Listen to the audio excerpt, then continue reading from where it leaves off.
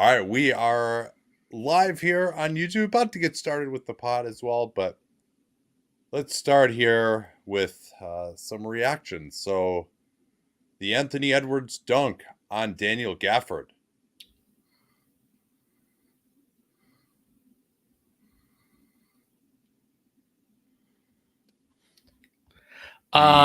Minnesota only scoring 2 points in the last 5 minutes of the competitive portion of the game.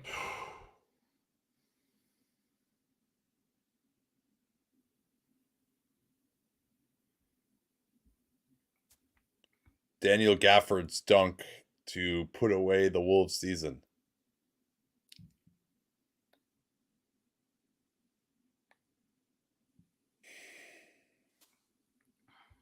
All right, that was good. Yeah. Let's do a podcast.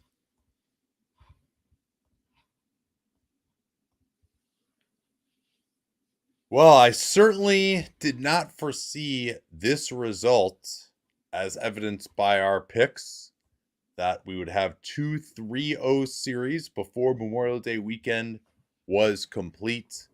Let's begin with what took place today, with the Dallas Mavericks seizing a 3-0 lead despite the departure of Derek Lively in the second quarter with a, what did they call it exactly? I think it's a neck sprain is the terminology they used.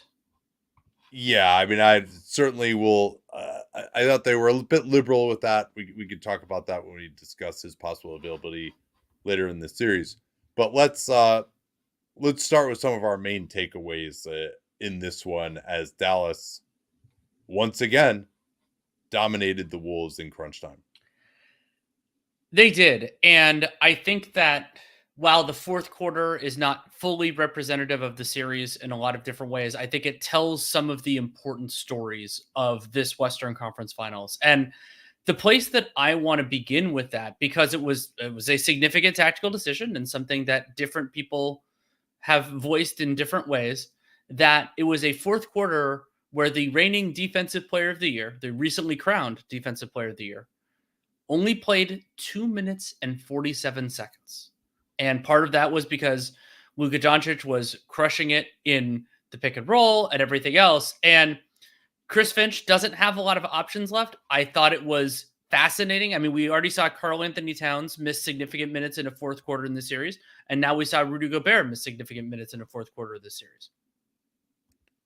Yeah, and things were going pretty well for the Wolves. Their offense looked really good until when they scored 1 point during the competitive portion of crunch time. Maybe you could say they scored 3 to go up 104-102, and even that was on a Kyle Anderson no hope one-legger that somehow went in when Ant threw him a grenade at the end of the clock.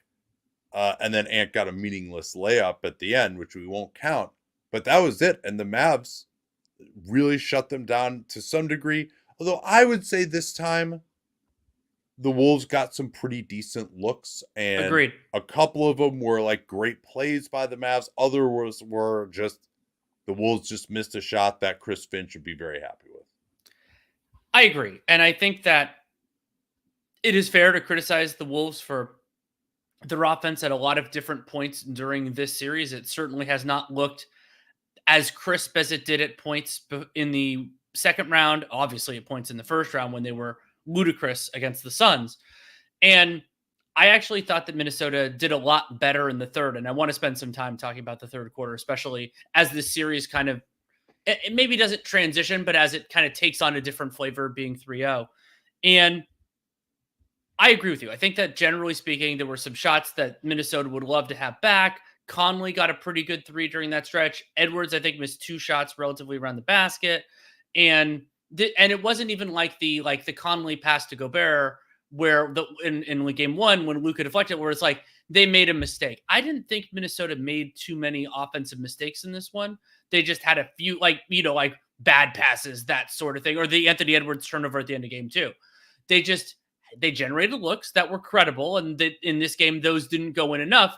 And Dallas's most certainly did.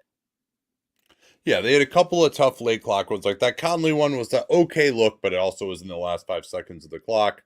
Anderson had shoot a really difficult fadeaway off a great offensive rebound by Edwards, but then he was so tired that he just didn't try to attack for 10 seconds. And when you only have 14 seconds after an offensive rebound, you got to go early. It still is amazing to me how many guys make that mistake of just being like, all right, offensive rebound, now we can rest. It's like, no, dude, you only got 14 seconds. Like, you got to go right away. You can't just take 4 dribbles before you decide to attack. Like, you're just going to run out of time on those circumstances.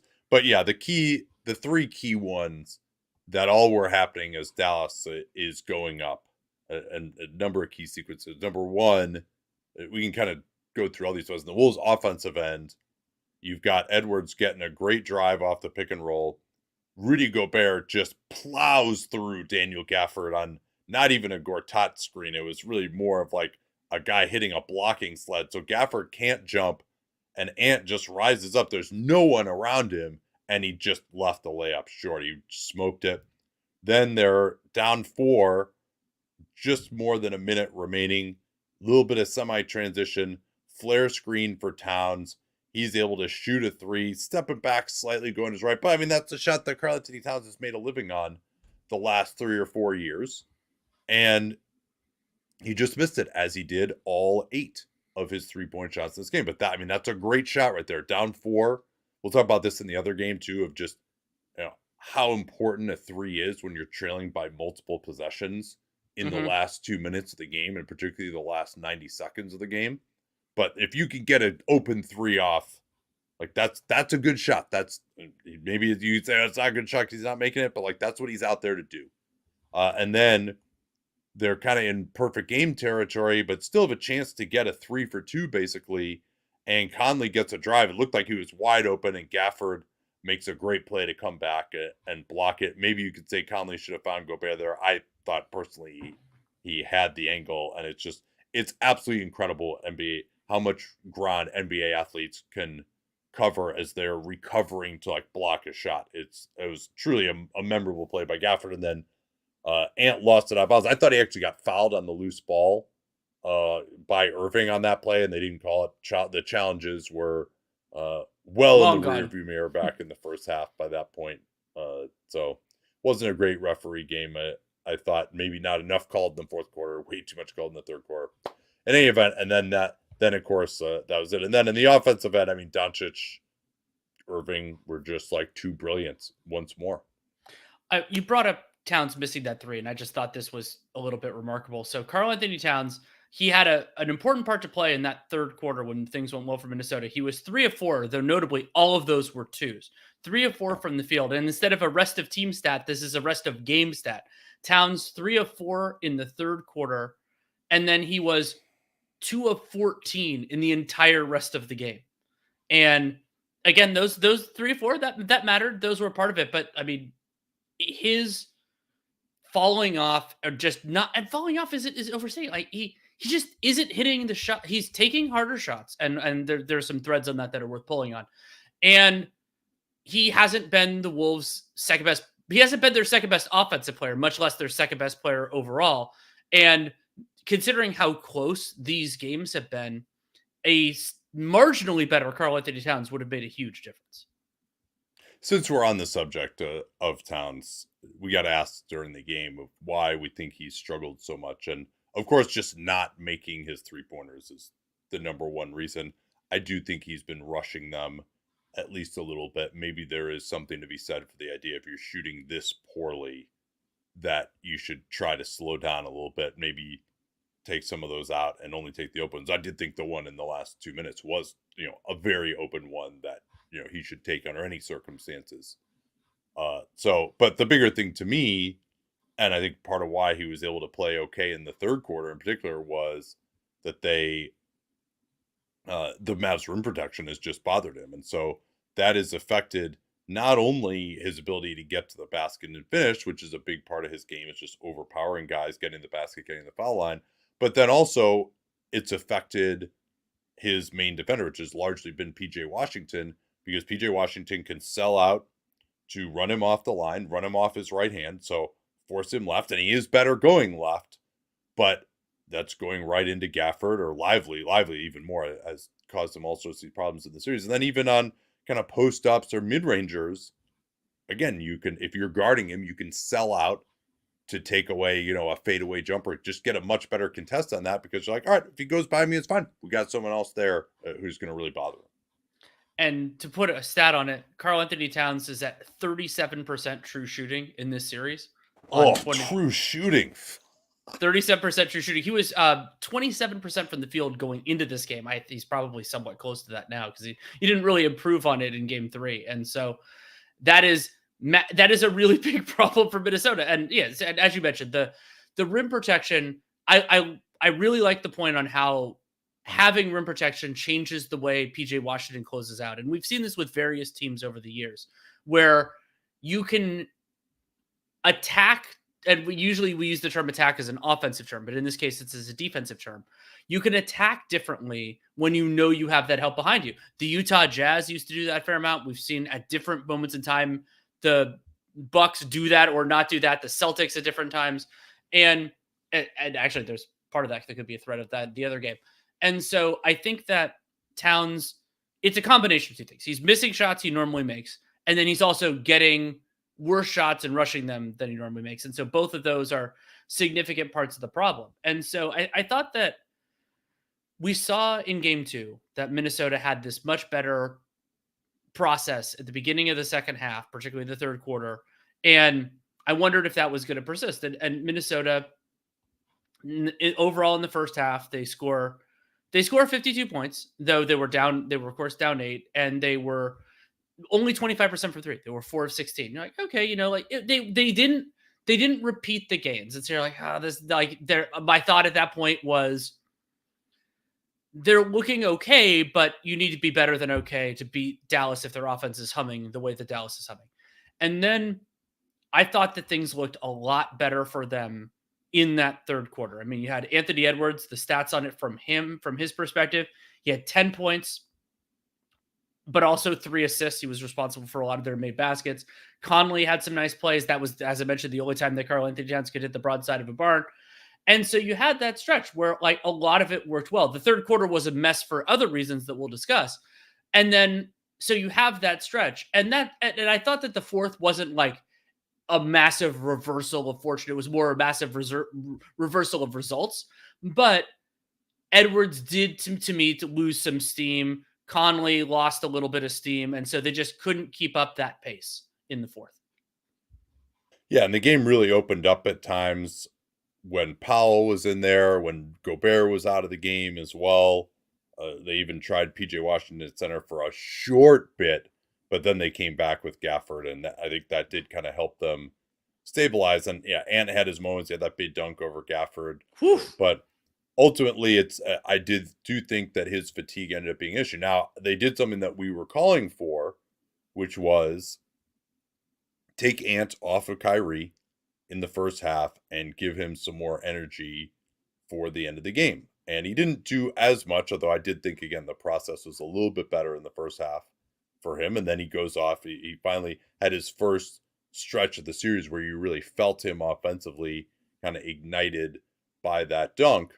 And the problem there, though, was then it had to be Mike Conley guarding Kyrie. And so one of the things I'd called for was for them to maybe try to downsize a little bit more. Maybe they can do more of this now if Lively's going to be out in game 4, although they're down 3-0 already, to get more Alexander Walker on the floor. They did go more Alexander Walker, but that was mostly because Conley got in foul trouble trying to guard Kyrie Irving because Ant couldn't do. I mean, it's pretty amazing that, and because Conley has had a pretty big offensive role, he's maybe been their best offensive creator in this series, although I did think Ant had some pretty good passing moments in this game. It just they're not quite consistent enough, right? Like he'll make the right play 2 times in a row, and then he'll shoot a jumper over 3 guys, which he did at the end of the third on occasion too. They wanted to be more aggressive. I get that, but so Conley gets in foul trouble in the second. They basically treaded water with Alexander Walker out there. I was also saying you could get away with more Alexander Walker on Luka, which they did a little bit because they were going to be putting 2 on the ball, and that's kind of how things started. But then by the end, Ant still didn't have there are 3 plays that stood out from a fatigue level for him. One was that missed layup. One was a play where they ran pick and roll with Irving at Karl Anthony Towns, and Ant was actually on him down the end, but Ant was just not really in a stance, just kind of jogging after Irving, didn't like compete to get back into the play. Because even if you're doing 2 on the ball, if the guy stays on the ball, the guy guarding the ball handler has to like get solid and get back in front to release Karl Anthony Towns to go back to his main assignment. And instead, Irving just keeps going, and Ant never gets back in front of him. And so Irving ends up shooting over Karl Anthony Towns without Ant ever getting back there. So and then the biggest one, and this is a way to transition into the brilliance of Doncic down the end. About 4 minutes left. Luka has Gaffer come screen from a half court. We'll talk about all the cat and mouse game with all the stuff with Luka earlier, but looks like they're going to try to involve. I don't think Gobert is back in yet at that point. So they're going to be putting 2 on the ball on Luka. And before the screener even gets there, Luka just throws it to Kyrie. Nice guy to be able to short the pick and roll with. And then Kyrie throws it to PJ Washington for a wide open corner 3. And you're like, man, how did that happen? That's weird. Like they didn't really even, in theory, have to get into rotation yet. But Luka saw that, I'm pretty sure that Ant was just kind of tired. He just walked into the lane, just kind of just like, he knew that his assignment, once they put 2 on the ball, was going to be to get the guy rolling to the basket. And so he just pre-rotates, he kind of walks into the center of the lane. And so Luka sees that, and he just throws it to Kyrie, who throws it to PJ Washington. Ant's like not even really looking at what's happening yet. And Luka saw that and got off the ball before the pick and the double team even happened. And before the roll man even rolled out. It was unbelievable play by him. An unbelievable play, and that was in a tie game with 4 minutes to go, and that was what put them up 3. And you're right that Gobert was not on the floor. He came in, Gaffer committed a foul right after that, and Gobert came in. That was actually Naz Reid made one of those 2 free throws, which was the last point that Minnesota scored before that, like in that final stretch. And yeah, I mean, so for Edwards, I mean, he's had an unbelievable playoffs. He was the best player in the first 2 rounds, but we have seen some of his shortcomings. And something I wanted to bring up with you, I did a recording with Jared Dubin for Real Jam Radio earlier in the day, so before Game 3 occurred. And apparently, Bontemps and Lowe talked about this point, and I hadn't heard them talk about it. That I brought up the idea of, and Edwards is 22, and we're not gonna predispose anything like that. But the idea that I talked about was that Edwards may end up being in this realm of like a really, really good player, but not like the transformational, like offensive force that Luka Doncic is. And this series has kind of put that in more stark relief for me because they're playing against each other. And he played against Jokic, but they're less comparable physically in many ways. And the idea that what I brought up is it's like, that to me is the difference between, let's say, Luka Doncic and Jason Tatum. Jason Tatum may end up being the best player in the championship team as soon as 3 weeks from now.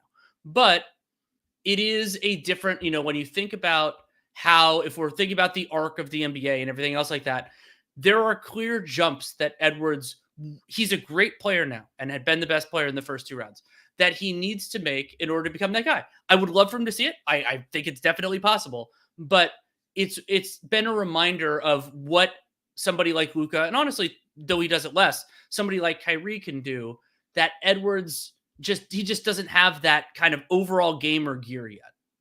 Yeah. Well, he is 22. I think he can be a more dominating scorer than Tatum and just force more double teams. And I think he's actually, as a passer, might be a little bit more advanced than Tatum at this stage. But this is 22. You wonder about how consistent he's able to be. But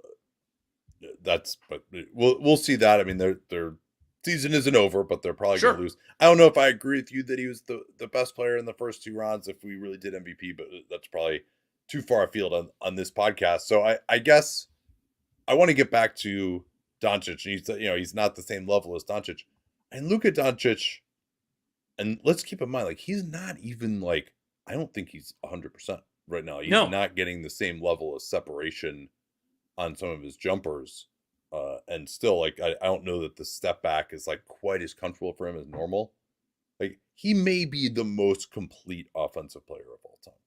Like he really, and that, of course, there weren't guys who shot a bunch of threes, 25, 30, 40 years ago off the dribble. And, his off ball game still isn't amazing either. But in terms of just being able to do every possible thing that you could as an offensive player, just about at like a very high level. And I do think like I'm not sure who would be a better pick and roll player all time than him. Even like Luka is so much better as a scoring threat than him. Steph is probably a little bit too small, not as good of a passer, not as good of an inside scorer. Harden was kind of pretty limited in the moves that he could do. LeBron was never like an amazing pick and roll technician. He wasn't a guy who would just like kill the under. He didn't have that kind of just meander into the lane floater type of game that Luka has. So yeah, I mean, Steve Nash might be the only one, but again, like I just don't think Nash was like as dominating of a finisher, and he also didn't have like that same pace where he could just punish the drop coverage the way that Luka can, the way he did on that great pass to Gafford that sealed it. So let's just kind of go through all the shit that they tried in this game, unless you want to. No, that's exactly where I wanted to go, yeah, and I thought that because we called this game live, and so at different points in time, you see Minnesota do a series of different things. Like you could see them switch, you could see them drop, you could see them. They went to a 2-3 zone during stretches of time, and Luka, even when his surrounding talent changed, like there would be times where Minnesota would be going to a scheme for the first time in the game. Luka would diagnose it and crush it in that possession. Wouldn't take him time to figure it out. Yeah, the perfect example of that is they start off being pretty aggressive with 2 on the ball, even with Gobert. And so Dallas immediately goes to the set the screen really high and then release out of that and just have all kinds of space to attack 4-on-3. So then they're like, okay, if they're going to set the screen that high, what we'll do is if he sets it that high, we're going to go under. And then if we set it later on, closer to the basket, that's when we'll blitz it again. So the first possession they do that, Luka says, oh, you're off my body? All right, I'm just going to dribble right to the right elbow and just like shoot a jumper over Jaden McDaniels. No, not even really like almost a traditional pick and roll kind of setup, but just like, all right, you're off my body. I'm just going to keep going. And then we're going to get to my spot. I'm going to score.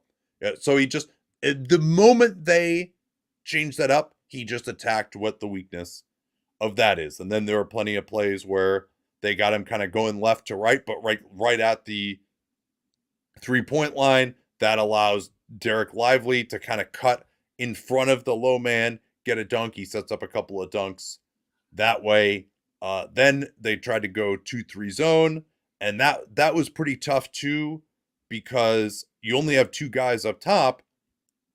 Dallas can fill the corners with 2 guys, and we talk about how that's so important with the 2-3 when the Heat play it to prevent that baseline guy from coming up and taking the pass to the wing. So it's then a 2-on-2 up top, but those 2 guys are Luka and Kyrie.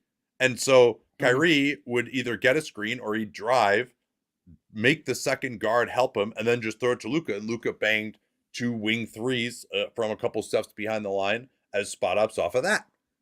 And then, I thought actually once they lost Lively that they should have gone back to more 2 on the ball stuff, which they didn't as much to make Gafford make a play downhill. He had to travel off of that late in the first. So then finally by the end, when Gobert comes back in, they decided they weren't going to trap from setting the screens way up high. They're sort of in this like disguised drop, we'll call it, right? Where Rudy's like kind of up to touch, but they keep backing off. He would just keep backing off to stay, in theory, below the big. And then Luka gets into the lane. And this was one of my favorite plays by him again, is Gobert actually got him once, slightly earlier than that, by committing to him more than Luka was expecting. And then Luka actually landed and traveled before he could pass it to Gafford. Great call, by the way. For as many bad calls as there were in this game, that was a great call. Well, Tony Brothers makes enough calls that the phrase "a broken clock is right twice a day" really applies to him. Oh boy, we'll talk about that later. So Gobert's like, okay, I got him last time, right? By surprising him. So what I'm going to do this time is I'm going to fake like I'm coming at him really hard and then try to retreat. And I want him to throw the lob pass. And then I'm going to knock away the lob pass by getting him to pick up his dribble early. And so Luka actually threw the pass that Gobert wanted him to throw. But Gobert thought he was feinting towards him. But no, actually with Luka, he was getting himself out of position with his feint. And then they give up the and one dunk to Gafford. They're up 9 and the game's over. It was just a ridiculous play. Again, I mean, I was hoping we'd see a little bit more of that cat and mouse game. Gobert, I thought, was better in that the few times they went to it today. But there's just no answer for Luka. Then there's the one he hit over McDaniels, too, where he gets into the lane. McDaniels cuts him off. It's just an ISO. He drives right, turns back over his right shoulder, and then also does a Dirk fade. That footwork is just absolutely absurd. And like he might have got fouled on that too. And Stan Van Gundy's saying like, just double, just get it out of his hands, get it out of his hands. I'm like, no, I'm sorry. You just have to live with that particular one. And I mean, you look at Luka's stat line. I mean, 33 points, 10 to 20 from the field, 8 to 10 from the line. Like, and he did have five credited steals, 5 assists, 7 rebounds. You know, like that seems good. But it's also just how Minnesota has a lot of capable defenders. They're throwing all of these resources, but it's more importantly, it's how the skill and the attention that Luka generates creates all of these opportunities for everyone else. Dallas is facing the best defense in the league and put up a 121 first shot half court offensive rating in this game. And they did that without like they had shooting like because they made a bunch of threes, but they were generating good threes. Like they were generating better than average threes. You're not going to make 50% of them most of the time. But Dallas, it's the brilliance of Luka Doncic. I mean, like historically, we are going to see a Mavericks Celtics series. Maybe we see precedent broken in this. It's not done yet. I am exceedingly excited to see what the Celtics defense, if they fare any better. Yeah, and this came up also earlier today of just like who actually has stopped Luka, right? I think in the end, okay, 2020 they lost Porzingis and it wasn't going to be close after that against the Clippers. 2021 they go up 2-0. The Mavs, I don't think the Clippers ever really felt comfortable with the Mavs after they stopped just like completely miscommunicating and they put Kawhi on Luka. Luka ran out of gas, I would say. And this is without having the coach. Like there's no Jalen Brunson even on those teams, right? Like they're playing Trey Burke to like get more offense. But he runs out of gas down the end of games 6 and 7. They lose. Then he is injured for the beginning of the series against the Jazz, but obviously they take care of them. And then he destroys Phoenix. And so the one team that's had the most success against him, interestingly, is that 22 Warriors, which I've always felt doesn't get enough credit for how good they were defensively. And I think actually how hard Luka has proven to guard. And actually, I guess the other team that's had the most success against him was OKC. That may have been when he was at his worst health-wise.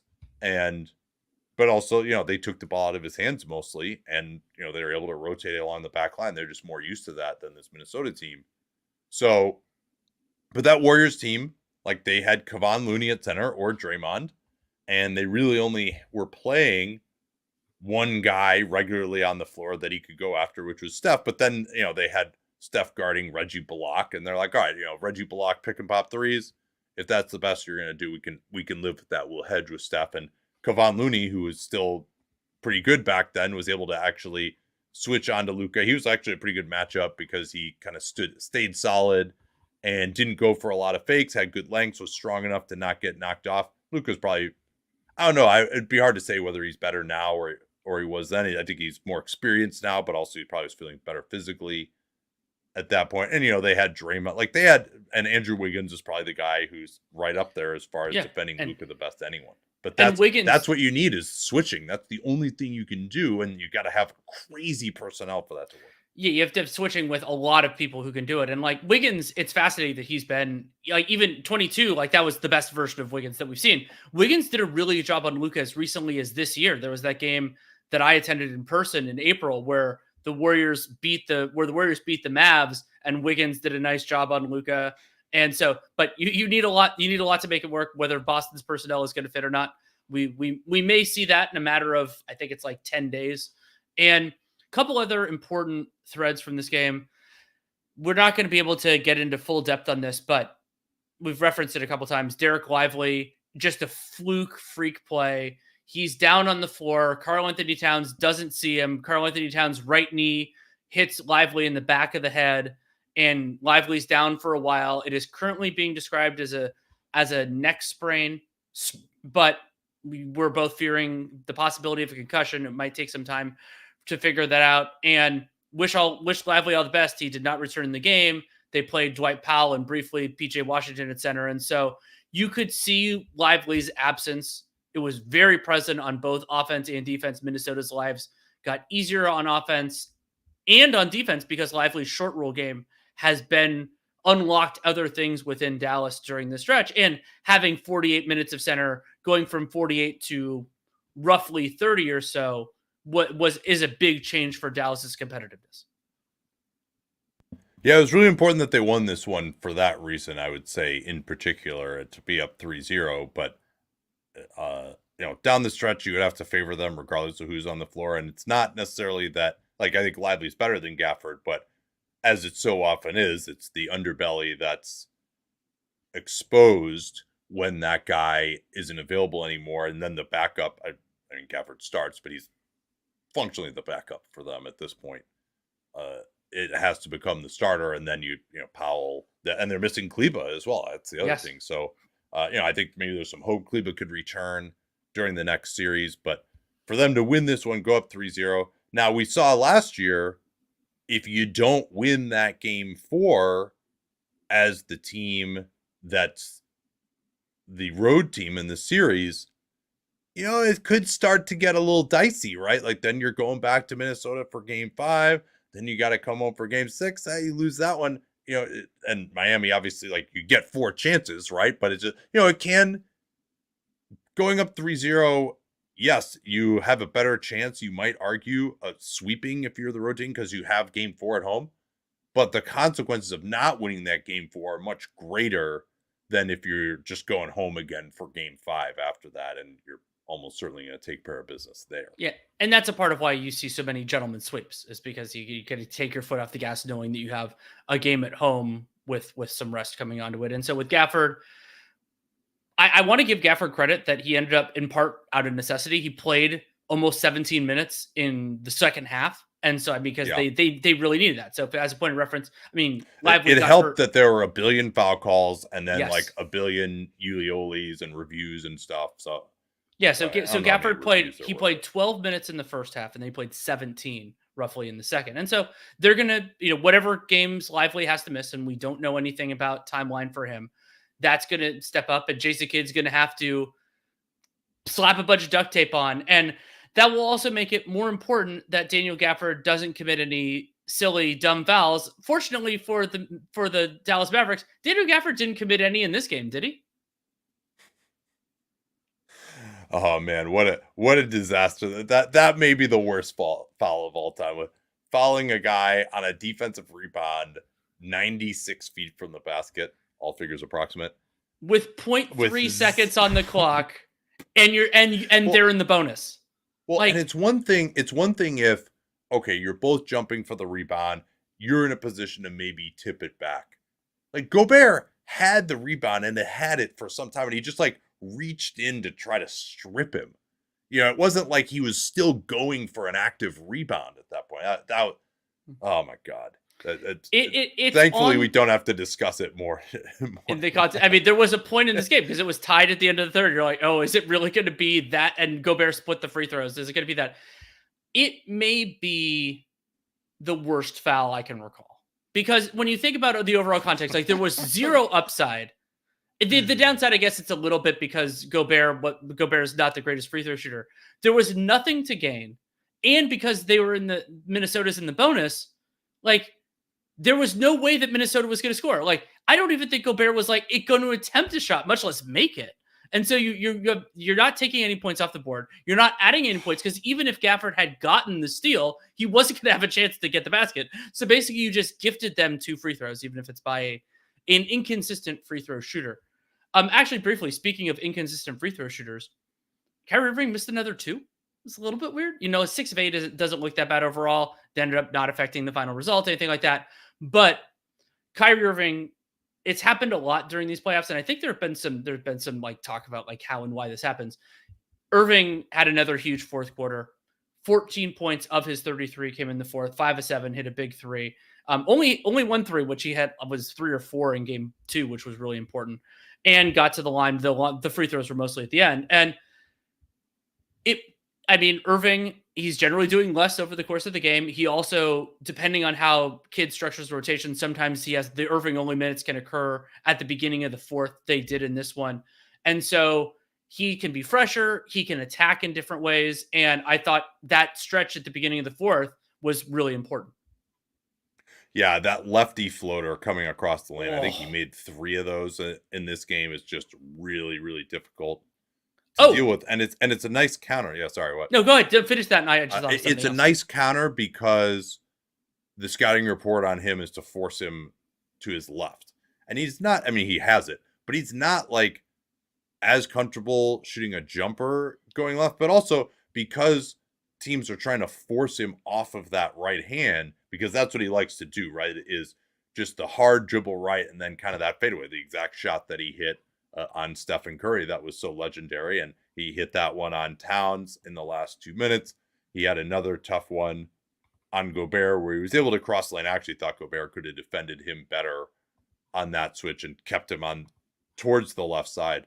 But because guys are kind of shading him a body to his right hand, he's able to get more of a direct line drive with that left hand. So then he can get into the lane and adding that floater. Of course, we saw the ridiculous hook shot he hit against the Nuggets in the regular season. And I just love, I said this, I don't know, 10 times this season so far, but just the way that he has improved his game. Like, he scored the 33 and like, I almost like don't really remember him doing that much. Like, that can happen sometimes when guys are just like attacking quickly and you're not sort of like, okay, here he is, he's dribbling. It's going to be him attacking now. All right, who is it? All right, it's him. And like that is just such a great compliment to Doncic. Their transition was outstanding in this game as well. He's easily the biggest driver of that. And then defensively, he guards Mike Conley the whole time. He can switch on to Ant. That's not like a huge advantage matchup for the Wolves at all. He was reasonable defending Shea in the last round. He was great defending Harden the round before that. So he's really I think he's, he is dominating of a one-on-one scorer as he was at age 26 when he was hitting that shot, or maybe it might even be 24. Maybe not, but I think he's at his most complete at age 32, which is great to see. Irving also had 2 turnovers that surprised me in this one. One was a travel. Like I just don't recall Kyrie Irving traveling that much. He kind of, his pivot foot slid a little bit. And then the other one, he just dribbled it off his own leg. You never really see that too much for Kyrie Irving. 2 small demerits on what was a good game for him. Then we've alluded to it, but the third quarter was gross in part because of the ridiculous volume of fouls that were called. A lot of them touch fouls, a lot of them unnecessary or just straight up bad. And so during that quarter, Minnesota was called for 10 fouls. Dallas took 17 free throws and 14 field goal attempts. And it did allow the various players involved to get rest. And it's a Tony Brothers crew. I don't want to dwell on it too much, but it did completely change the game. Yeah, I mean, it was, I don't know if it changed. I mean, Minnesota is still right there, and it's not like Gobert being out. Like, they were playing pretty well in the fourth. Well, so I thought Dallas's offense, that was the weakest stretch of the game for them. There was a stretch right before the fouls started becoming a bigger thing, Well, I mean, I guess they were in the bonus 4 minutes in. So again, the fouls were a thing pretty early, where Dallas didn't have as much flow. And you could maybe argue those two things went together. And they didn't, Yeah. I mean, they were 6 of 14 from the field during that quarter. So I think it was a lifeline of sorts, but I don't think I don't think that's the reason Dallas won the game or anything silly like that.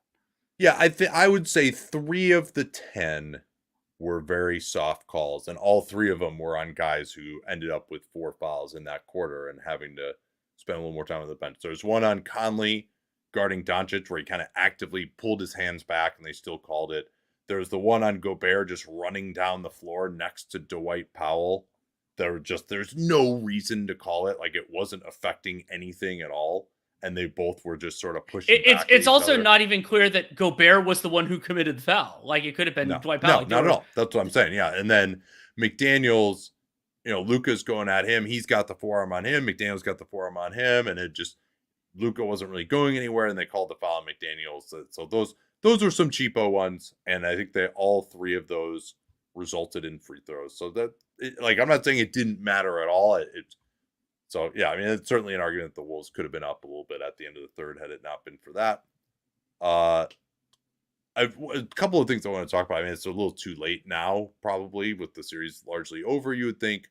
But, they tried to help off of Derek Jones Jr. a little bit more. I mean, there was one play even where Naz Reid, he stepped all the way in. But it was interesting. Usually they will step all the way in on the ball handler.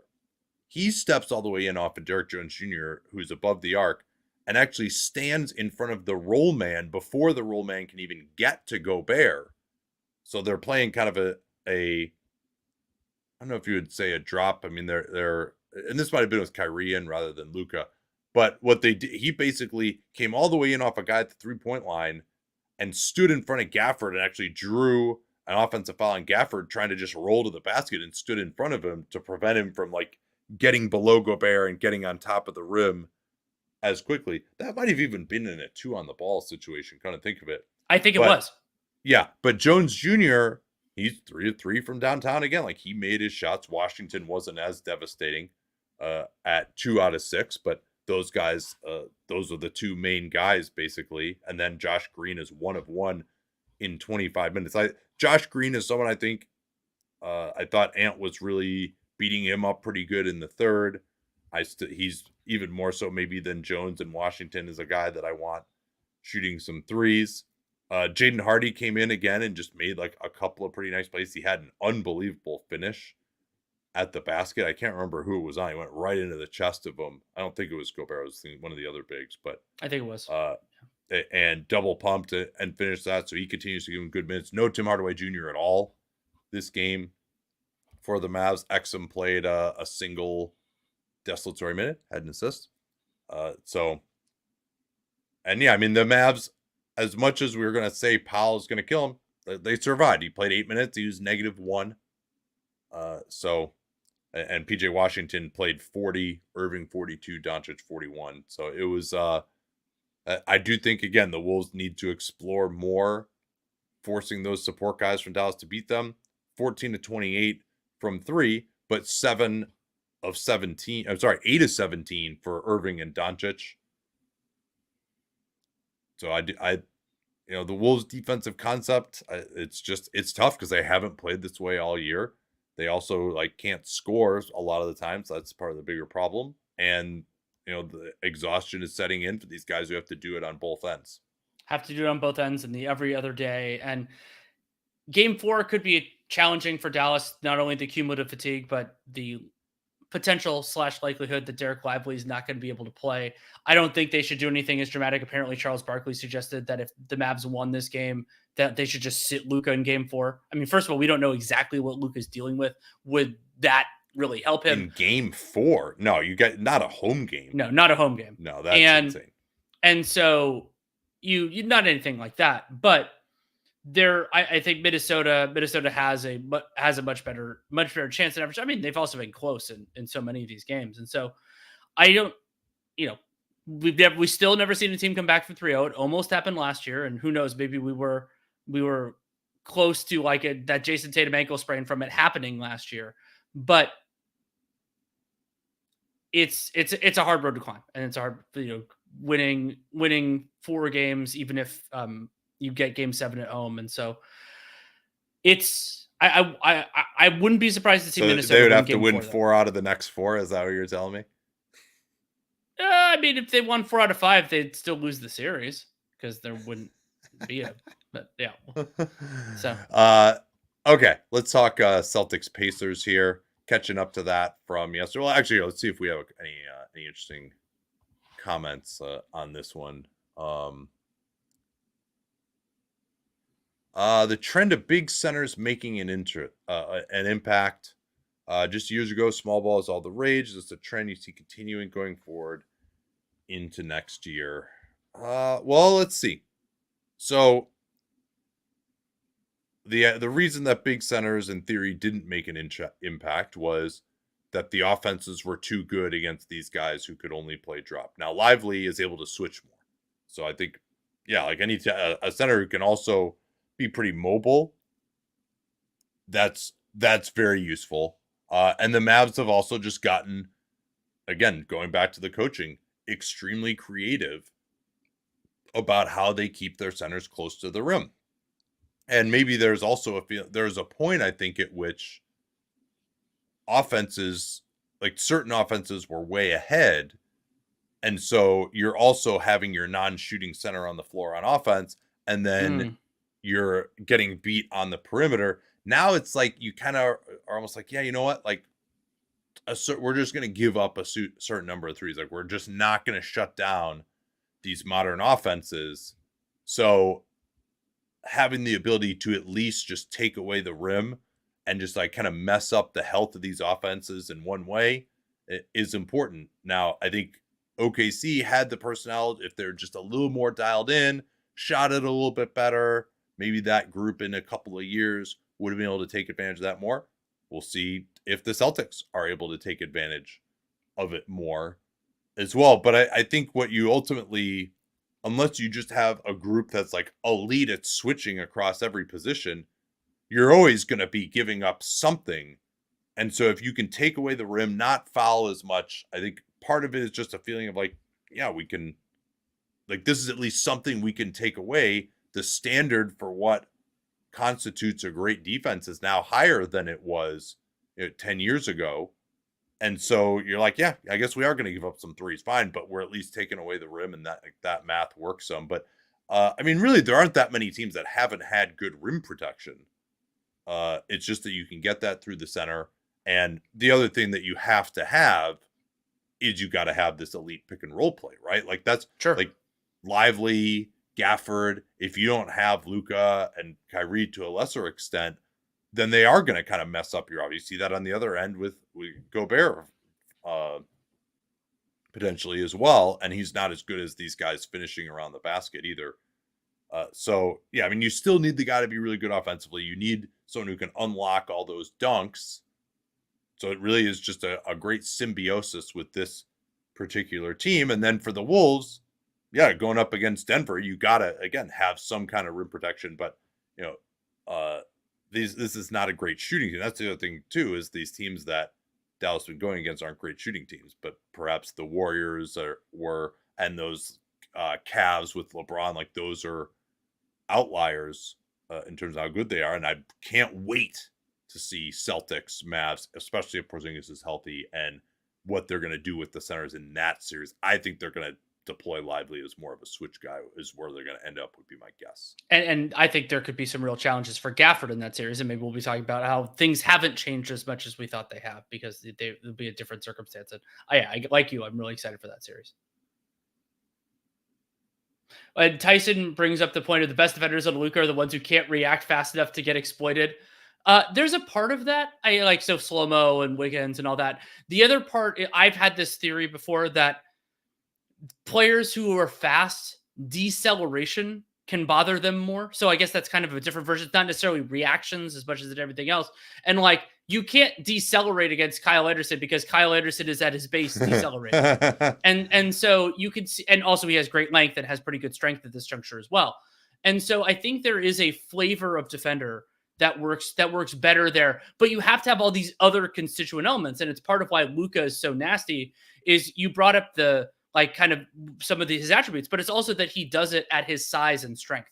And so you can't maneuver it. So like with a smaller player, you can't do it with somebody who's a little bit like who's skinny. Like he can beat up skinny guys pretty well too. So he's a matchup nightmare. And it's so great that we have, even though we haven't gotten to see a true Luka Jokic series, and they wouldn't guard each other or anything like that, but they're two of the most complete offensive players that the league has ever seen, in part because we live in an era where players have been able to develop and cultivate, even though both of those gentlemen primarily did it outside of the United States. And to have them be great in their own ways, but also in certain ways in similar fashion is phenomenal.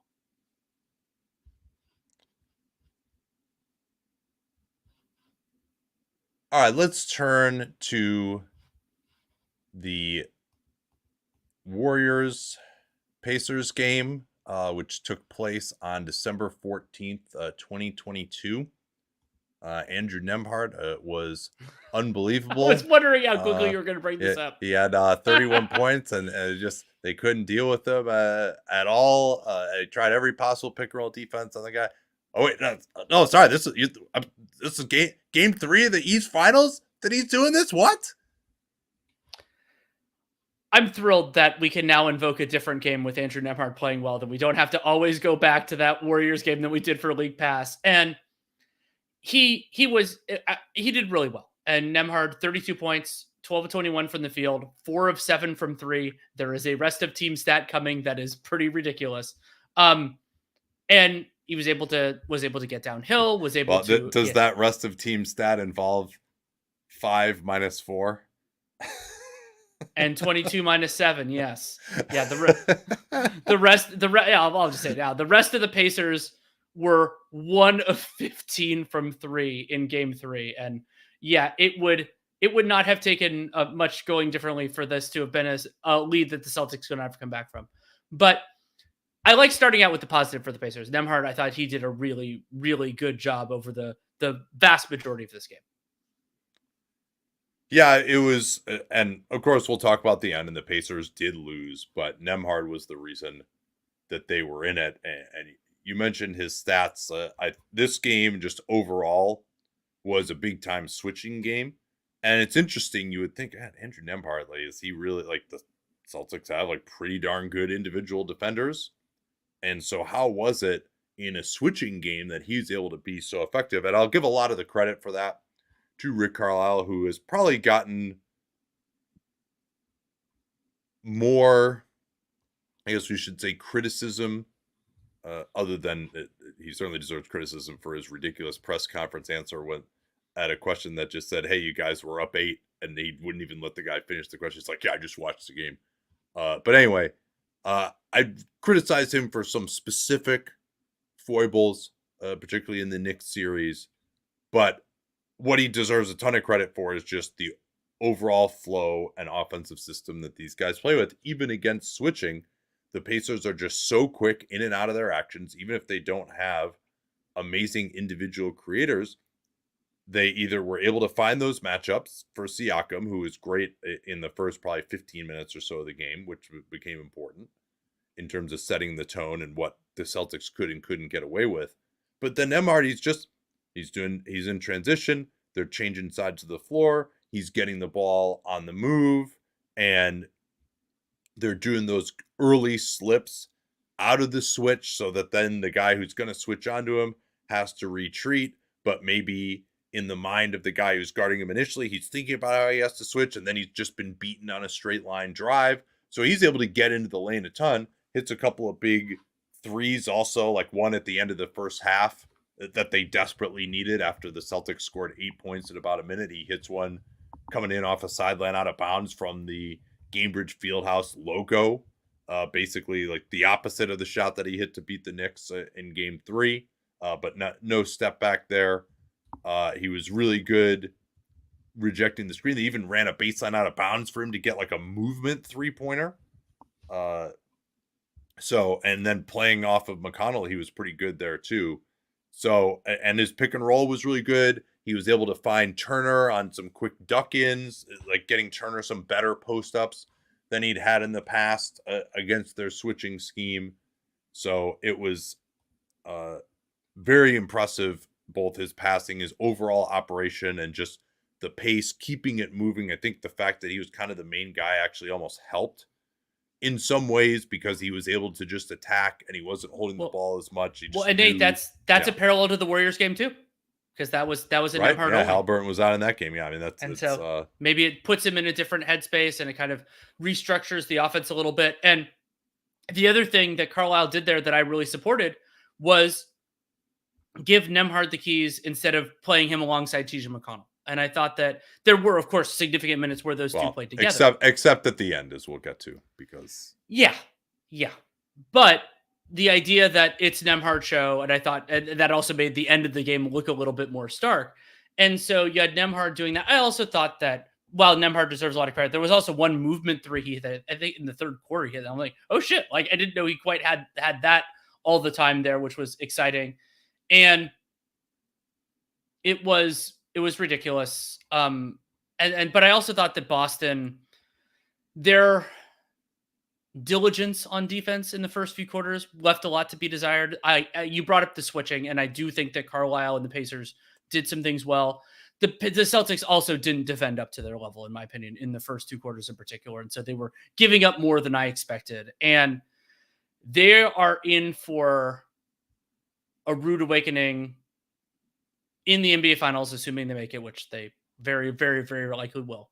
Because whether it's Dallas, which it seems they will face, or Minnesota, even Minnesota is a much better overall like dynamic team than they have faced overall. Now, the best moments of the other teams, if you could pick like the best game that the Cavs played or the best game that the Pacers played, but they've been able to survive mediocre, inconsistent defensive efforts for a half or for 3 quarters and still win. Or in this game, I would say it was for 2.5 quarters and still win.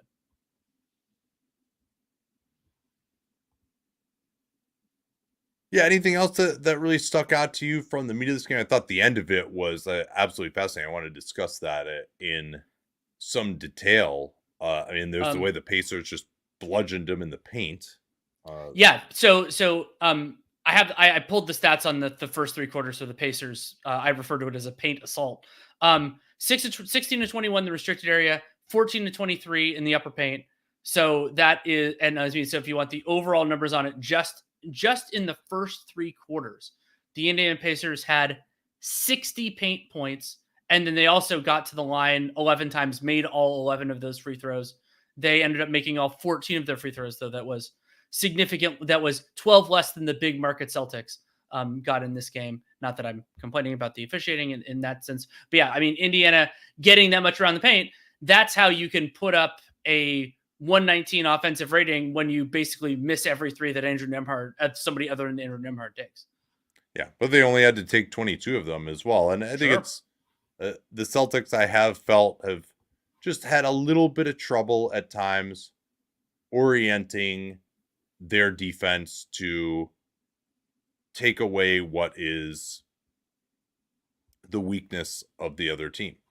And I think obviously transition was big for the Pacers, and like they were just causing miscommunications. Like this is any coaches at the lower level who need like ideas on how to attack switching defenses, watch this game and you'll come up with just like an absolute clinic on just like little random ways to go after a switching defense. But I would say for the Pacers, or the Celtics, excuse me, we've just had some moments where they haven't quite calibrated to the weakest aspect of the opponent. That game 2 against Miami being the most salient example, where they're overreacting to the hero Bam pick and roll and giving up threes. And then some of the times against the Cavs when they should have been forcing the likes of like an Okoro or LeVert to shoot more, and they weren't.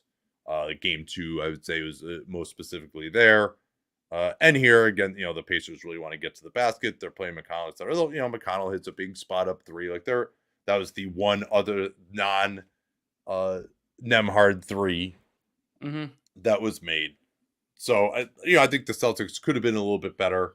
Jrue Holiday though was fantastic. Kind of bailed them out. Both just had some some massive plays, including, of course, ultimately the one that won the game. Yeah, and Jrue, it seemed like, I think they said something like he didn't go through shoot around. He was going to play in the game, was dealing with a non-COVID illness, but he did play. Him being out there was extremely important, especially when you consider the replacement. Something else I wanted to ask you about it is we did see some Xavier Tillman. How did you think he looked? Yeah, he was a plus 12, so he was enabled them to go to a too big look. And I think with Turner being successful ducking in, they wanted to have, Siakam was going really well in the first half also. So I think with them just getting beat up in the paint, having another big who could either switch on to Siakam if they did some 4-5 stuff and not just get beat up was pretty useful. And, he didn't kill their offense too badly. So certainly something that they could try to continue with. I mean, I would be shocked if Halliburton plays in the next game, but, particularly with him out, it probably works a little better. And like Tillman was on the floor at the end of the third quarter when the Celtics kind of began the run. Indiana was up as much as 18 in the third. And I thought it was really important that Boston cut that to 9 by the end of the third and made it more manageable. And Tillman was out there for a lot of that stretch. And I thought the defense looked pretty good. I don't think that that Tillman was setting the world on fire in offense. That's not something that he's really done. But I've been arguing, I've been a Tillman fan, and he unfortunately was dealing with the passing of his father earlier in this series. That he brings some things sometimes that Luke Cornett doesn't, and then when Luke Cornett was straight up not available, then I think he becomes an option, not the only option, but an option. I mean, we saw some O'Shea Brissett in this game as well. Let's talk about the end now, unless you had anything else you wanted to hit on from the main portion. No, we can definitely go there. So McConnell is in, Ben Shepherd is out. Shepherd wasn't able to hit a 3 in this one. He had one go in and out right at the start of the third that was open. I thought he defended reasonably well. And how many did McConnell play? Here, I can look at it right now. I can too. So McConnell, they did get him a second rest. So it wasn't insane to have him out there. I thought maybe before I watched it, that he had played like 18 straight minutes at the end, but he did look very tired. He did, but he did get arrested on one play. So they had him out there, and in the last 5 minutes, he had a couple of huge plays. They did that little step-up screen. They like to run for him, and the plan is to go under on that, but he just goes so fast that they couldn't get back in front of him. He got a layup off of that, and then he also did hit a wide-open 3 in the corner on a Nembhard pick and roll when White was helping way off of him. But there are a couple of plays as well where they are really stepping way in off of him. Like they tried to post up Siakam. White came off of him. Then they passed it back out. They threw it to McConnell in the corner. He couldn't get anything. He throws it to Turner. Turner has to try a ridiculous step back going to his right that missed. Another play, Jrue was on him. He stepped all the way in the lane, and Nembhard did well to still step around Jrue and draw a foul to put the Pacers back up 5. I guess the big theme here, before we talk about some specific plays at the very end, is Pacers go up by 6, give up a huge 3 to Tatum, who was fantastic. Let me see, just make sure I have this in the right order.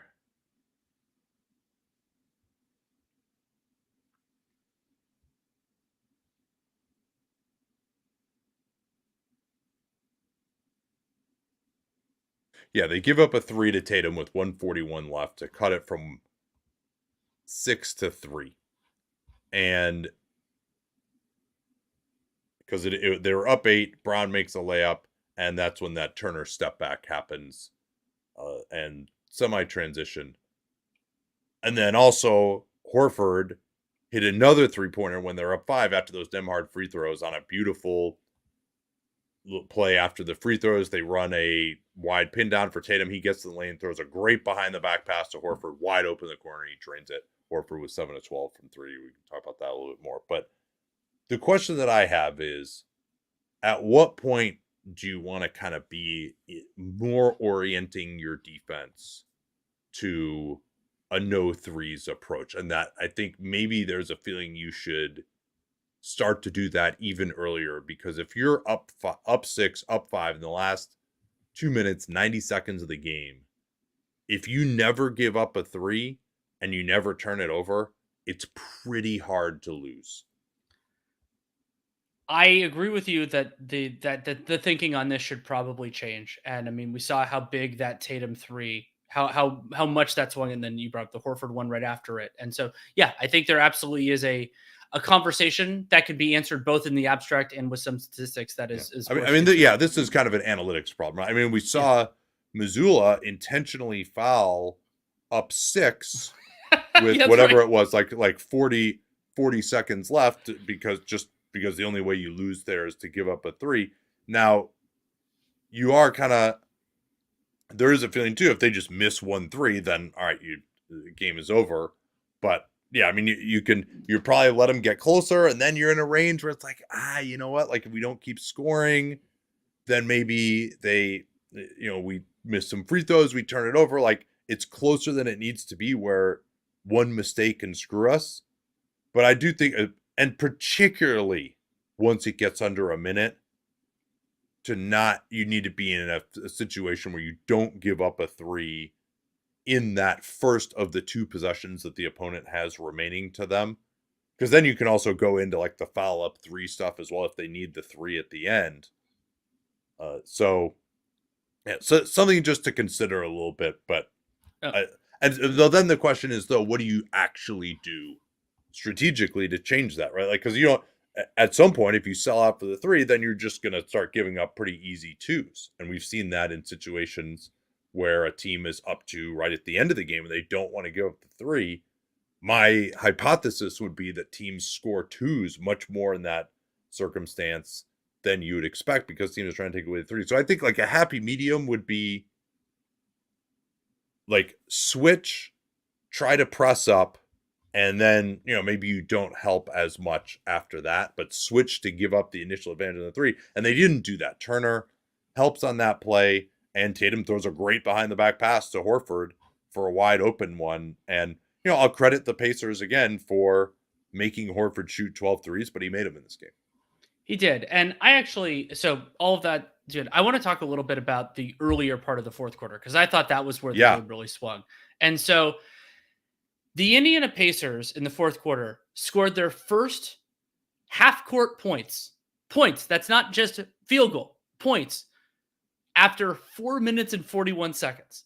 And they only had one other score before that. That was a transition and one by Miles Turner.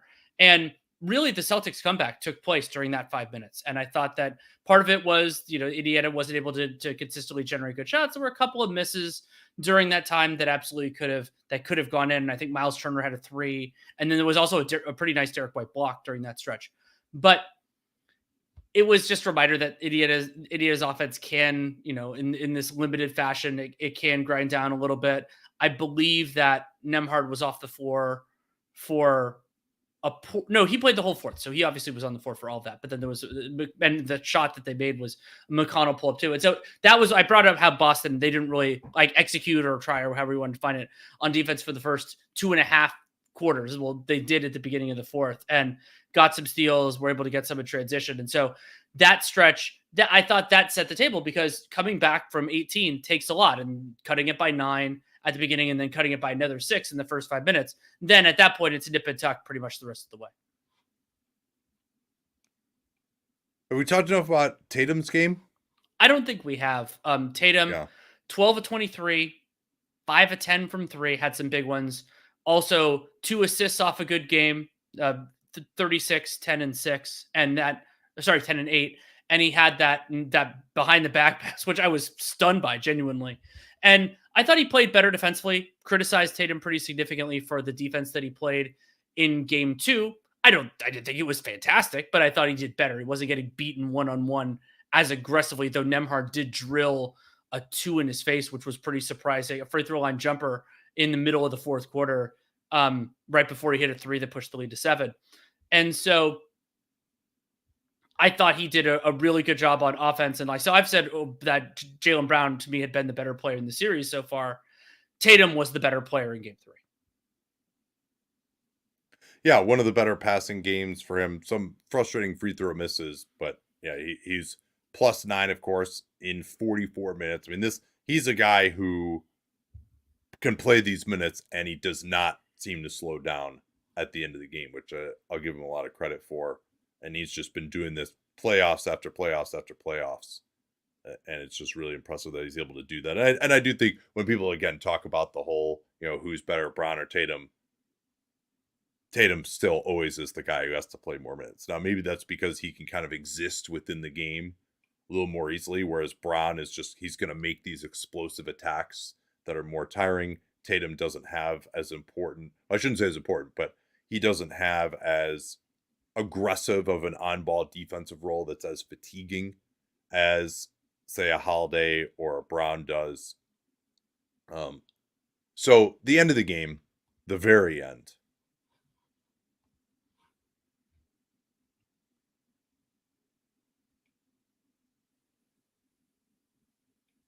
the Pacers put Brown after the Horford 3.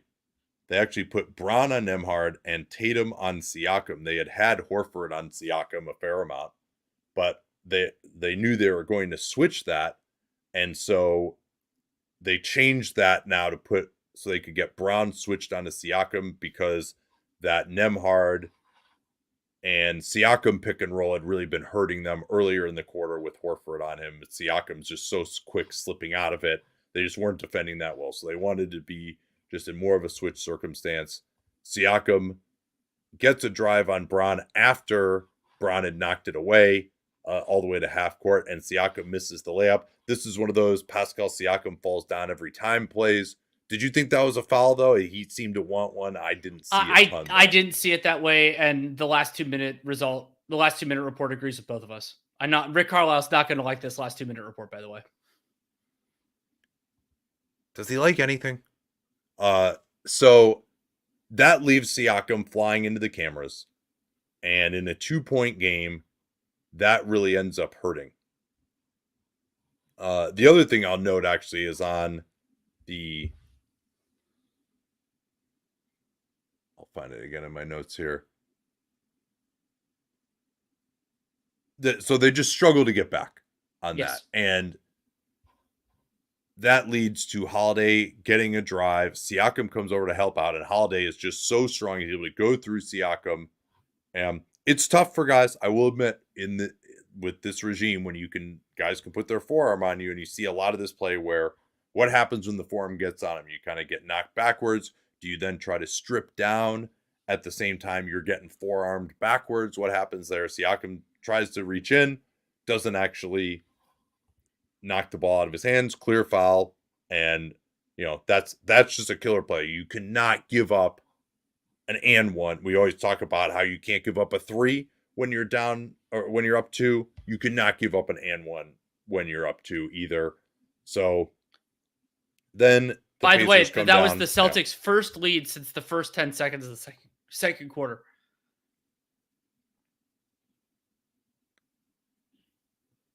They then Pacers call timeout to get the 2-for-1. Nembhard goes to a step back on Brown, and that's probably the one guy you want him taking that against, him and Holiday. And it misses. The Celtics push it up. Timeout by Missoula as they're maybe going to get trapped in the front court. Then the Pacers miscommunicate on a switch. Aaron Nesmith gets through it. No contact is really made. He's with Tatum and then decides to just peel off. Turner makes a miraculous recovery to bother Tatum's layup, flying into the cameras, and there's just under 10 seconds left when that happens. And Siakam, unfortunately for Indiana, also goes down in that circumstance. So Tatum and Siakam are behind the play. It's a 4-on-4. Rick Carlisle lets him go there. What did you think of that decision? It's a scrambled possession, so you think you might generate something better. My issue was I just didn't think they had enough time to actually get something going, and I feel like that's what ended up happening is they had to go a little bit too fast. So I'm broadly supportive of no timeout. 7 seconds left and you're kind of putting things together and you don't have an advantage in Is numbers. that what it was? I thought it was a little bit more than that. Maybe that's what it's marked in the play-by-play. It's marked in the play-by-play. So Tatum missed the shot at the play-by-play logs at the Tatum missed the shot at 10. The rebound is established at 7. Yeah, okay. So it probably actually happens a little earlier. Usually they're just slow. Oh, yeah. Maybe it was 8. But I had it in my notes, I wrote all caps no timeout. Like, I was surprised by it. I thought it was the right decision to go, and the Celtics, are pretty good in these last shot situations defensively. They could put a switching group on the floor, and so take Horford out potentially. So like be very focused on taking away McConnell, who surely would have been out there anyway. I thought it was the right decision to let him go, and Nembhard he gets into the front court with maybe just under 5. Jrue Holiday fatefully is the guy who picks him up. But they're a transition team. They're a running team. And I thought that was the right decision, particularly because you see Tatum go flying. And it's going to be tough for them to get solid. It was just unfortunate they couldn't also get Siakam into the front court as well. Maybe you could say Turner is kind of open a little bit on the trail. Nembhard actually gets separation on Holiday initially, pushes him backwards. And then Holiday just makes an unbelievable play. And this is another good thing for coaches, I would say, for young players. If you watch that play, the way that Jrue Holiday knocks the ball away from Nembhard, what he actually does, I'll try to show you guys on the YouTube camera, is Nembhard's going to his right. Holiday has his left hand out there. And Holiday is kind of starting to cut him off. And he might have cut him off anyway. But what a lot of guys will do in that situation is as they are cutting the guy off, they'll reach in like this normally. And what that does, if you think about, if your momentum is going to your left and you reach to your right, that's going to get you off balance and make you go further to your left. And then if the guy stops and goes back the other way, you're off balance and you're going to get beat. The way he does it is he actually gets his hand inside of the ball, turns it backwards, and pushes out sideways so that it's going with his momentum, but still allows you to stop. You're not like going this way and then you're moving. It just is within the flow of your momentum, so you could still stop and go back the other way. And also, it's just that's not the way people normally expect to get the ball tipped away. So he actually turns his hand inside out and pushes out, and that's how he gets the steal. When you've got the guy cut off, you can go for that steal with that move because it's not going to take you out of position. And it was just beautiful basketball by Holiday, adding to his list of some legendary defensive plays with the Bucks back in that game 5 in 2022 against the Celtics. Obviously, the play against Devin Booker that then led to the huge alley-oop from Giannis back in game 5 in 2021. He's just had some ridiculous clutch defensive plays, and you can put this one up on the mantle. You can. And so Holiday gets the steal. Siakam fouls him pretty quickly. So, but there's still 1.1 left, and Holiday makes both free throws, ice free throws, puts it up 3. And so, being up 3 with a little bit left, we've seen that happen in this series before, though it was the other way. And and then Chip Kelly goes to the rub play. And I actually thought that Nesmith got it was a movement 3, but I thought he got a better look than I expected with 1.1 left. Better than the Celtics should have given up, but it did miss. And so Indiana goes down 3. Well, I want to talk about that play. Sure. Because I was just like, I thought that play was amazing. I've been talking about this for a long time, that like more teams should try to implement football principles into play. So it's a no 3 situation. You got 1.7 left. So that's basically a catch and shoot. Obviously, you don't want to be in a situation where you're back to goal or you're inside the arc or something and they can foul you. So what they actually did, they advanced the ball in the front court. And also this did give them another chance here too, with that, by not calling the timeout earlier, they still had another chance. They started 4 dudes in the backcourt, including they brought in Doug McDermott for shooting, and had them all run into the front court. And that just is like really not a situation as a defensive basketball player that you're kind of used to, is like running alongside the guy, but then he might also set a screen. And it gives you much more space to cause confusion because you can't really utilize the space inside the arc So get on a sprint, you can build up a lot more momentum too. And also you can set a massively illegal screen the way Doug McDermott did under the guise of just like, oh, I'm just running my pass pattern here, just like you would do on like a rub play in football. And, they rarely call that little pick in football. So McDermott is kind of in what would become the right slot and Neesmith's in the left slot. And so they just cross over each other, and McDermott crosses right into the guy that was guarding Neesmith, but he's sort of cutting, not really quote unquote setting a screen. And totally, Boston's like, you can see one guy pointing, but Neesmith, he runs completely wide open.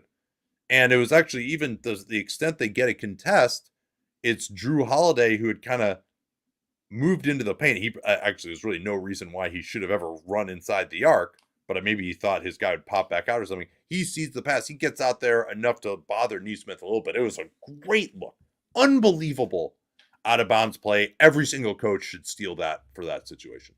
Yeah, and so they get a better look than you expect. Yeah. And I mean, to get a good look when you're down 3 with 1 second to go is extremely unusual because you're throwing so many resources at stopping exactly that. But it ends up falling out, and so we get a 3-0 series lead. And unlike in Wolves Mavs, where like we've had these competitive games and everything else, we have seen competitive games in the series. It's like it may not happen in game 4. This one is over. It's in my mind, like it is completely over. Yes. I mean, it was over when Haliburton got hurt. This is a great performance by India. And I think there are a lot of people who are like, oh, this is just so dissatisfying for Indiana. And they've had 2 of these games won. I don't put this one quite in the like Indiana blew the game camp. Like there weren't just like the crazy mistakes that were made. Now, certainly I think this is, I can't remember what the exact stat is, but to be up 5 in the last 90 seconds of the game and lose it twice is, pretty much unprecedented in the series, I think is what I remember reading. But this is one where they just like got outplayed the last few minutes. I mean, they had a couple, the Siakam reach in would be a little bit of a mistake, I would say. But other than that, there's nothing that was just like a bonehead maneuver. They just got outplayed it. And for people who have found this Celtics series or the Celtics run so uninspiring, all right, they're playing without their best player there at home. And like, yeah, it's been probably the easiest run, certainly in the last 30 years. Unless you got to go back, I would say, to those 80s Lakers teams when we were talking about this on the show, how back then you had a pretty easy run because 16 of the 23 teams made the playoffs. So you're playing like, a team that's won like low 30s in the first round sometimes. And there were just like no great players in the West at that point, but this is right up there with those, and probably more so when you consider the injuries. And that said, though, like this is, even if this was like, what are the Pacers? Probably the equivalent of like an 8 seed right now. Like, the favorites play close games against the 8 seed all the time, right? They did win in the end, and they have out executed the Pacers largely at the end. So like they're gonna make it. They'll hopefully are gonna sweep, and then we'll get some time with our families. One straight thing I liked about this game, it was I thought the atmosphere was pretty fun because this is Indy 500 weekend in Indianapolis, and so like Memorial Day, like we don't always get to see Pacers home playoff games Memorial Day weekend. I enjoyed it. It'd be fun to see it again. Yeah, next year, maybe. I mean, I do really enjoy watching this Pacers team. Haliburton being hurt, obviously, like he was ostensibly questionable for this game. By the way, Cavs, maybe you can learn something here from him getting ruled out earlier in the day to not try to like get an advantage against the Orlando Magic in the first round while ruining things with one of your best players. Like, and Rick Carlisle said, the medical staff took it out of his hands, right? Like, the Cleveland Cavaliers never said something like that about Jared Allen. They always left it open for everyone to be like implying what a wussy is because he wouldn't take a shot or do. Chris Fedor referred to it on a podcast the other day as like, doing Jared Allen was doing what he considered reasonable to try to play. Other people, I guess, considered it more reasonable that he would have done something beyond that. I don't know if you're going to fuck around with that rib area. Just ask Tyrod Taylor about that. But anyway, that's how you handle the injury as an organization. And quite frankly, down 2-0, it's just not worth it. He's got 5 more years on his contract. It surely is not going to be worth it down 3-0 to potentially re-injure it. Like, he needs to get this thing right. Messing it up, like, it was worth it to go through all this and have him, clearly he was risking it, really, and he made his money. So just, like, it's not worth it at this point. All right, we done here? I think we are. All right, we'll talk to you all tomorrow. Till then.